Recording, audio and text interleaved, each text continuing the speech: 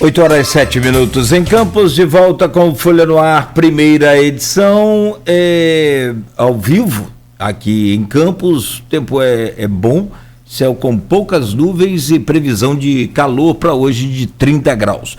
Estamos conversando com a Juliana Blasi Cunha, antropóloga e autora aí de um novo livro sobre atafona.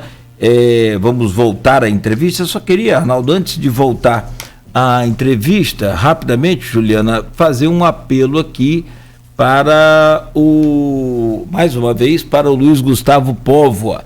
Quem é doador de sangue, quem puder participar dessa campanha, o Luiz Gustavo Póvoa sofreu um acidente ali na Nilo Peçanha, onde praticava esporte, né?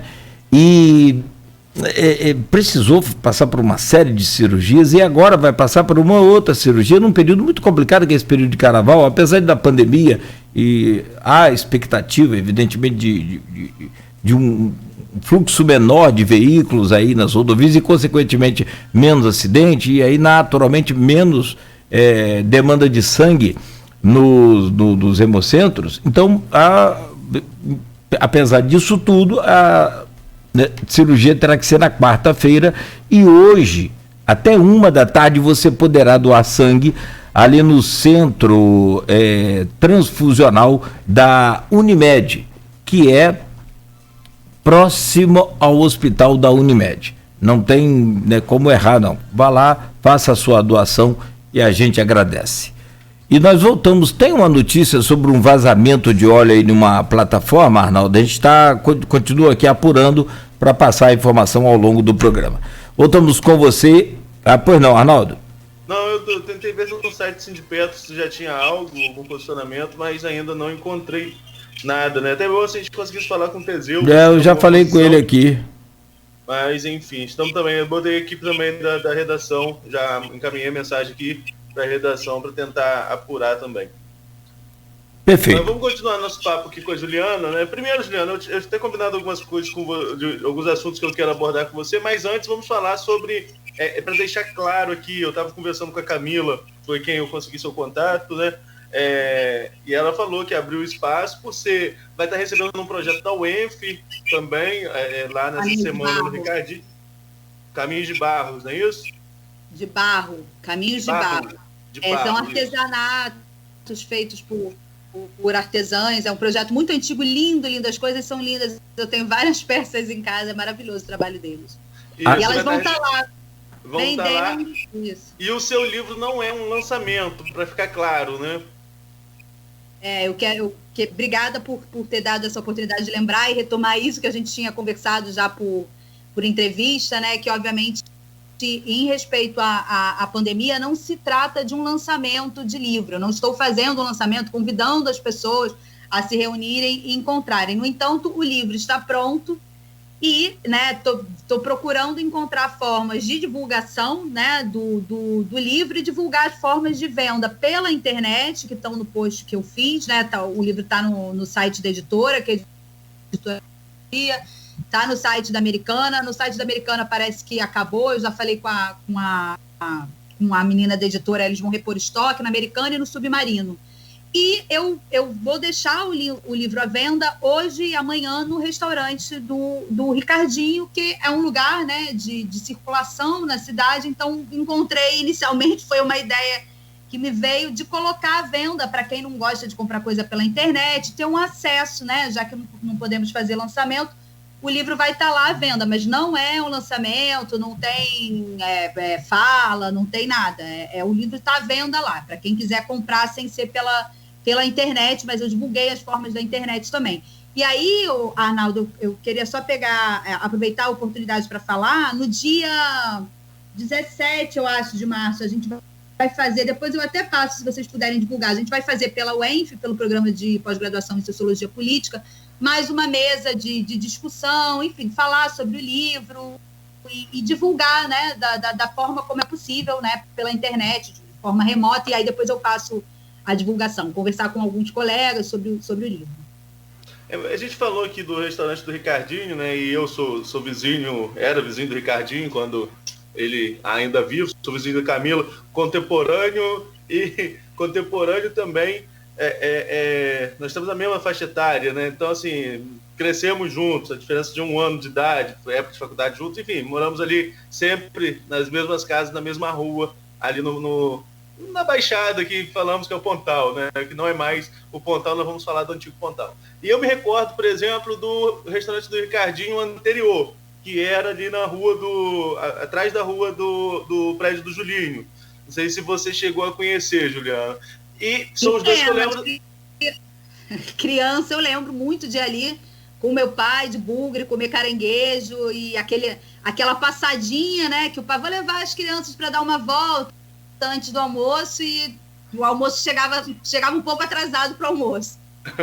e pelo que a gente ouve, pelo que a gente sabe, já teve um outro restaurante do Ricardinho ainda mais no Pontal. Então, pegando esse gancho, né, de um restaurante que é referência para a região, não fazendo propaganda aqui, mas é um local que é referência mesmo, né? Não tem como falar do veraneio em Atafona sem falar das pessoas que frequentam lá, que é um movimento intenso, bem menor agora por causa da pandemia, por causa das restrições, mas enfim, eu queria pegar esse gancho para falar sobre as pessoas que perdem suas casas, né? Você fez uma pesquisa de veraneio e certamente você entrevistou gente que perdeu uma ou outra casa nesse período. Como que as pessoas encaram esse momento, né? Para nós que somos moradores, minha família, óbvio, minha família é a parte do meu pai da Ilha da Convivência, minha mãe do Pontal. Então, assim, todos os dois perderam casas com o avanço do mar. E a gente tem que reconstruir. Quando a gente ouve a história deles, tem que reconstruir. O veranista não necessariamente tem que reconstruir, né? Ele opta por reconstruir ou não. Como que o veranista, desse recorte que você fez, lidar com esse momento de perder a casa para a questão do avanço do mar? É uma questão de luto, de se excluir, ou como nativo, como morador local, ele já pensa em outro local para ele construir a sua residência de veraneio?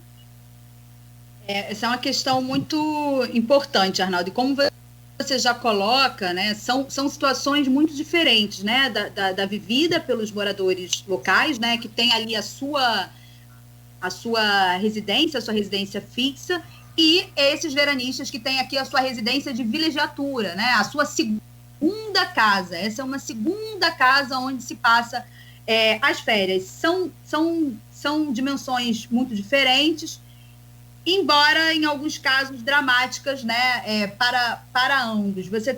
Eu vou contar um dos casos, né, de uma pessoa que eu entrevistei, que pelo menos para mim era uma memória da infância e da juventude inteira, que é a casa da Nídia Lisandro, que é aquele casarão enorme que durante anos, acho que foi uma das ruínas depois do Julinho que mais demorou, assim, né, a sumir ali, né, que a gente sempre vê, e ela teve ali durante muito tempo.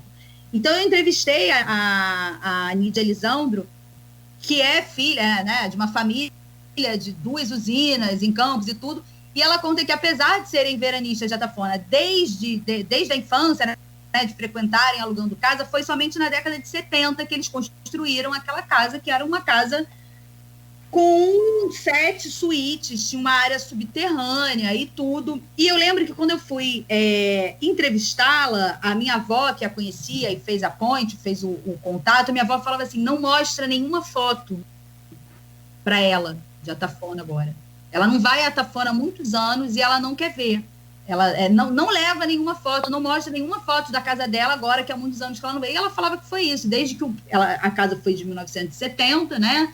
E aí ela fala, né, que tô até aqui com um trecho que ela fala, né? Quando teve a primeira invasão da água lá na região dos pescadores, que se chama de Pontal, eu tive um grande pesar por eles. Agora, eu não podia imaginar que o mar chegasse até a nossa casa. Eu nunca mais fui a Atafona. Desde que o mar se aproximou da nossa casa, eu sabia, eu tinha notícias, mas eu não queria saber como o mar estava. Eu não tinha interesse, né? Aí ela fala, o muro da casa era enorme, os portões de madeira com de ferro, eram 3, um para entrada de carro, outro para entrada social e outro de serviço. Primeiro disseram que o mar tinha tombado os portões. Depois eu não sei, eu não quis mais saber. Dizem até que a água chegou até a porta do living e dos quartos da frente. Aí ela fala que ela e o arquiteto planejaram uma casa de maneira que da mesa, da sala de jantar, eles pudessem ver o mar, mas que eles nunca imaginaram, né? E aí aqui também tem fotos, essas fotografias defesa, que são umas fotografias aéreas, eu acho que não vai dar para ver, mas está no livro direitinho. É uma fotografia aérea de 1972, que foi César Caldas que me cedeu, e aqui você vê a distância exatamente da casa dela até o mar, né? Eles contam que você ia de jipe até a beira-mar, você tinha que pegar um bugre para você chegar até a beira-mar, isso na década de 70, tamanha a distância que era dessas casas em relação ao mar. Então, em relação aos veranistas, Arnaldo, que foi, né, esses antigos veranistas com quem eu trabalhei, que a pesquisa foca, você tem esse caso de pessoas que não voltam à Tafona, não querem mais ouvir falar, não vêm, né, vivendo um processo muito dramático em que você não quer mais se aproximar, não quer mais ver aquela sua casa, casas essas que são casas repletas de histórias, né, de aspectos simbólicos, casas com história, com objetos que eram de um pai, que eram de um avô, que marca a história dessas famílias também, né, na casa, a relação entre a casa, a família e o lugar. Então, muitas pessoas se afastam, não voltam ao balneário, mas também, por outro lado, como você mesmo falou, muitas famílias, né, digamos que são assim, os resistentes, os que não desistem, não abrem mão do balneário, constroem outras casas. Em geral, constroem mais lá em direção à região do Chapéu de Sol, né? Está mais distante aqui dessa parte onde o mar vem avançando, né? De uma forma muito, muito marcante, né? Então, muita gente reconstrói suas casas lá. Então, no livro, eu trabalho muito com a ideia das ruínas, através de um autor que se chama Jorge Simmel, um sociólogo, que ele vai dizer que as ruínas podem ser pensadas, e é isso que eu faço no livro, como uma imagem presente de um modo de vida do passado, né? Então, essas ruínas que a gente vê em Tafona, elas simbolizam, né? Elas materializam, de alguma maneira, um modo de vida, um estilo de vida dessas famílias que não existe mais nesse local. Essa Tafona sobre a qual meus interlocutores me falavam, né, esses da década de 20, que em sua grande maioria já faleceram, essa Tafona de antigamente, como eles falam, né, essa Tafona do imaginário deles, essa Tafona que é o melhor lugar do mundo, onde eu trago minhas melhores lembranças de infância, de adolescência, da vida toda, ela, de alguma maneira, não existe mais. Isso não significa que a Tafona não exista mais. A Tafona, obviamente, existe, mas ela passou por uma série de lutas, né? Você tem uma reconfiguração das relações, você tem novas famílias que frequentam o espaço, você tem outras formas de convivência entre essas famílias. Então, essa Tafona de antigamente, ela passa por uma série de alterações. Alterações essas que, por vezes, são tão grandes que faz com que a gente possa dizer que aquela Tafona que eles descrevem não exista mais. Mas existem outras Tafonas, né? Existem uma série de outras relações e outros tipos de atividades também muito atuantes, né? Às vezes a gente fala de uma maneira que as pessoas falam, mas a Tafona está vazio. Não, a Tafona não está vazio em hipótese alguma. A Tafona está mais cheia do que nunca, muito frequentada, né? Mas por outras famílias, novos vínculos, novas relações de amizade, novas configurações, novas formas de se relacionar, né? Então, essa Tafona, o que eu costumo falar é que essas ruínas que a gente vê presente, elas representam, né? Elas são uma forma materializada de um modo de vida que ruiu, né? Que passou por uma série de mudanças e que não existe mais, né? Uma forma de vida passada que essas ruínas materializam, né? Mas isso não significa, por outro lado, que muitas dessas famílias ainda não venham para a Tafona, ainda não reconstruam suas casas e tenham também a sua sociabilidade. Mas a pesquisa está dividida entre algumas décadas. A gente tem uma marca a partir da década de 50, sobretudo com a fundação do Tafona Praia Clube, né? Da ocupação de espaços públicos, porque antes, nessa fase inicial, que a gente pode colocar aí do início do século até a década de 40, a gente pode descrever como um período de maior rusticidade no balneário, né? Então, grande parte dessas atividades que eu estou descrevendo, elas se davam no âmbito doméstico, elas se davam no interior dessas casas, né?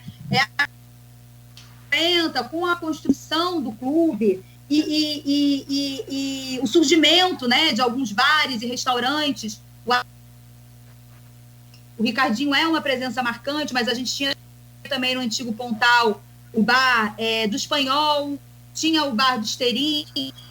É a partir da década mais para a década de 70 que você passa a ter também uma marca desses bares e restaurantes. Você passa a ter a habilidade dessas famílias que se dá também nos espaços públicos, se dá fora do âmbito doméstico, se dá fora dessas casas. Isso não significa também que as reuniões e as festas que se faziam no interior dessas casas tenham acabado, né? Mas as gerações mais novas, principalmente, né, que nesse período da década de 70 tinham aí por volta de 20 e poucos anos, que nas colunas sociais se chamava de geração goiabada, por exemplo, eles falavam assim, a geração goiabada, são essas pessoas que ocupavam mais esses espaços de restaurantes e bares, que agitavam aí já à noite, né, da praia por esse período. E aí uma outra marca que a gente tem, né, que a partir da finais da década de 70, e passa a ser uma materialização maior a partir da década de 80, o avanço do mar, você tem essa questão, né, das casas, né, sendo levadas pelo mar, que vai se impondo de uma forma muito marcante na vida desse balneário. Você disse há pouco que hoje as novas construções são mais ali para o lado do Chapéu do Sol. E aí te perguntando como antropóloga, e também, claro, diante dessa pesquisa que você fez aí e resultou no livro. Evidentemente que também hoje os tempos são outros, a tecnologia existe e muda a cada instante, as pessoas também são outras, mas sei lá se é saudosismo, não sei, mas alguma chance da gente reviver talvez não uma tafona, mas sei lá, algo parecido com o Chapéu do Sol? Algo parecido do que foi Chapéu do Sol? Aí eu não sei se parecido, né? Isso aí a gente não tem muito como saber. O que a gente sabe, aí é falando como quem frequenta a praia, já não mais como pesquisadora, porque a minha pesquisa, ela tratou desse processo de mudança, mas ela não faz uma análise sobre a praia nos dias de hoje, né? Mas isso eu posso dizer como frequentadora, é que muitas famílias, né, dessas famílias antigas, ainda vêm, sim, para praia, né? Fazem questão de vir, fazem questão de se encontrar. Mas, por exemplo, se eu pego aqui na minha rua, no meu quarteirão, né, onde a gente tinha casas de vizinhos que foram vizinhos a vida toda, né? Eram vizinhos de quando a minha avó era jovem. Casas que foram construídas entre a década de 40 e 50. São várias casas. Na minha rua não tem mais, tirando a casa de uma vizinha que é aqui de frente, as outras casas todas, da Rua da Caixa d'Água até a Rua do Meireles, essas casas foram vendidas. Não estão mais os vizinhos de infância aqui, essas pessoas não veraneiam mais aqui, né? O vizinho do lado vinha ainda uma vez ou muito pouco e não vem mais. Então, assim, há sim um processo muito marcado, e isso é possível ver andando por Atafona, né? Para além do mar, algumas outras casas são simplesmente estão simplesmente abandonadas. Há muitas casas em Atafona que estão abandonadas, independente do mar. Então há um processo, né, em que essas famílias, por razões variadas, deixaram de frequentar o balneário, né? A gente vê muita casa. O balneário travou, Cláudio? Tá ok. Deu umas travadinhas aí, mas tá ok. Mas dá tá ok? Tá ok. Eu é o horário. Também que a gente vê muita casa abandonada, mas neste ano, de maneira diferente, Juliana, se você tem frequentado a Atafona, você falou que sua mãe tem ficado em Atafona, com a pandemia teve um efeito reverso, né? Muita casa abriu, muita casa reformando. Exatamente. Eu vim para cá eu acho que em junho, minha mãe ficou aqui desde março, mas eu vim em junho, e aí caminhando, assim, na aula de manhã, eu vi um movimento completamente diferente. Eu morei em Atafona em 2005, o ano inteiro, e no ano de 2009 eu morei novamente em Atafona, e já não era mais para pesquisa, mas eu estava trabalhando na UENF nessa ocasião, e não tinha, assim, né, essa movimentação de pessoas durante o ano, durante a semana, de pessoas caminhando, fazendo atividade física.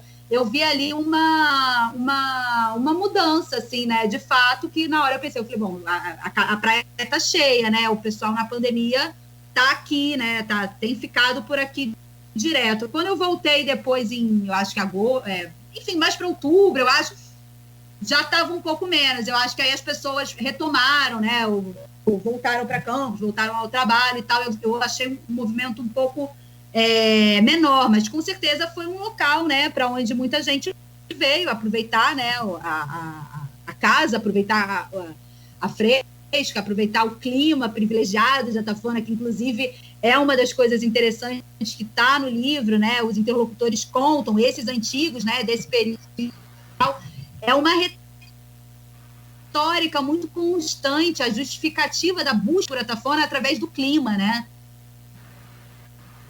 e aí tem as propriedades medicinais e fala-se muito, né? Há muitas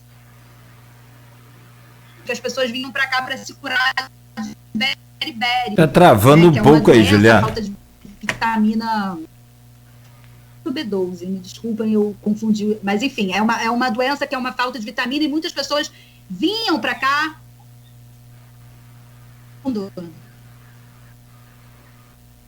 Tá, a conexão, acho que porque é o horário, né, que a gente tava falando aqui, então tá acordando, a conexão ficou ruim, né? Tá oscilando um pouquinho. Mas, Juliana, você falou disso aqui. Eu só vou conectar aqui a internet. Tá. Pode então ficar. Vamos aproveitar e vamos ao intervalo, Nogueira, que aí a gente tá na hora. O último bloco Justo, e tá na hora também. E o papo com a Juliana é fantástico, né? A gente não vê a hora passar. Bem que você poderia fazer um programa também de 8 horas e... É sério. 8 horas e 29 minutos em Campos. E quem gostaria muito, eu tenho certeza, não duvido de estar aqui conversando com você, é o nosso companheiro e jornalista, diretor do grupo, o Aloysio Abreu Barbosa, que é morador, agora eu não sei se ele não mora mais em Atafona, né, Arnaldo? Ele já morou, mas... Eu não sei se ele já está lá, mas ele estaria, nesse período ele estaria em Atafona, de férias. De férias estaria em Atafona, Então, com certeza ele gostaria muito também de estar aqui conversando com você e passando um pouco do que ele também viveu e conhece, e é um dos campistas, aliás, é niteroense, campista, apaixonado por Atafona. Atafona dá até para fazer um meio que paralelo aí com aquela música lá de Minas Gerais, que a gente conhece não esquece jamais, né? Muito bacana a Atafona. São 8 horas e 30 minutos, então você, por gentileza, aguarde aí, em 1 minuto estaremos de volta com o Folha no Ar, primeira edição, no oferecimento dos laboratórios Plínio Bacelar, Clínica Proteus e Dedumas Baterias.